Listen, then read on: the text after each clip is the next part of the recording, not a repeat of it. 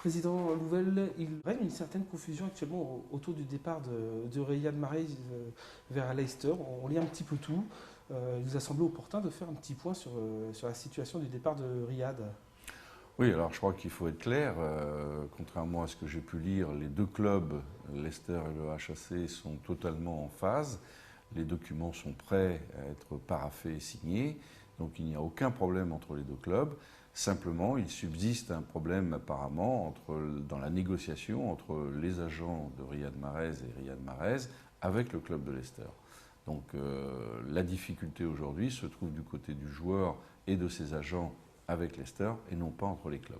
On est bien d'accord, les deux clubs sont tombés d'accord en tout point. Dans tous les points, il n'y a plus de détails, tout est réglé, les documents sont prêts, nous n'avons plus qu'à les parapher et les signer, encore une fois, je le réaffirme. Il n'y a aucun problème entre les deux clubs. Le problème subsiste entre les agents et le joueur avec Leicester. Or, je suis d'autant plus surpris qu'avant de laisser partir Riyad, j'avais posé la question à l'agent si tout était réglé entre lui et le club. Il m'avait dit que oui. Or, je m'aperçois aujourd'hui que ça fait plus de 48 heures. C'est la première fois que je vois un dossier aussi long à se décanter. Si j'avais eu effectivement ce risque, je crois que je n'aurais pas laissé partir Riyad tant que les agents ne s'étaient pas mis d'accord avec le club de Leicester définitivement. Donc je comprends assez mal cette situation. Elle m'agace, pour ne pas dire plus. Et j'espère qu'une solution va être vite trouvée parce que sinon ça va amener des conséquences assez gênantes pour le joueur, pour le club et bien sûr dans les relations qui peuvent exister entre les uns et les autres. Oui, parce que pour étayer tout ça, on a pour habitude de laisser partir un joueur, de le laisser monter dans l'avion une fois que tous les documents sont en règle de part et d'autre. Bien sûr, c'est pour ça que les clubs avaient bien finalisé les éléments. Je vous dis, l'agent m'avait dit que tout était réglé aussi de son côté, et je force est de s'apercevoir que ce n'est pas le cas. Alors, est-ce que c'est une surenchère? Est-ce que c'est une difficulté du côté de Leicester? Ça, je ne peux pas répondre, mais toujours est-il que la situation n'est pas conforme à ce qu'il avait été pris comme engagement.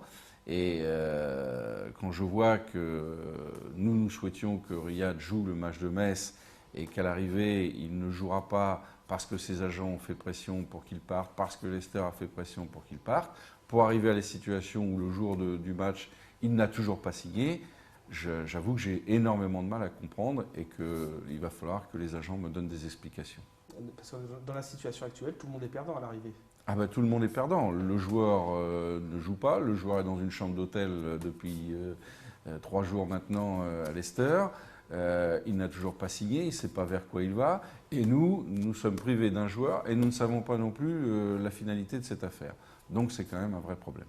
Alors, il y a également une urgence à ce niveau-là à trouver une solution rapidement, d'autant que le joueur arrive, lui, en fin de contrat. Oui, et c'est ce qui a d'ailleurs provoqué la décision de son départ, car nous ne souhaitions pas au départ le voir partir avant fin juin, pour des raisons sportives que vous pouvez imaginer.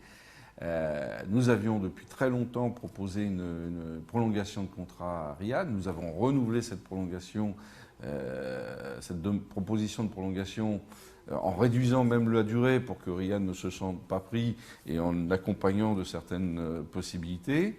Il nous avait dit qu'il réfléchissait et qu'il revenait vers nous. Et quand il est revenu vers nous, c'était pour nous annoncer sa volonté d'aller à Leicester.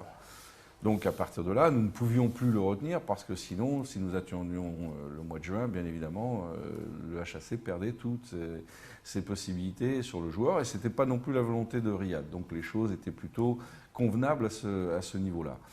Donc voilà pourquoi nous avons été dans cette discussion. Maintenant, encore une fois, si Riyad revient, eh bien, pour qu'il puisse rejouer, il faudra qu'il signe une prolongation. Sinon, on ne peut pas réintégrer un joueur qui a souhaité partir s'il ne prolonge pas avec notre club. Donc il faudra que les choses soient claires aussi de ce côté-là.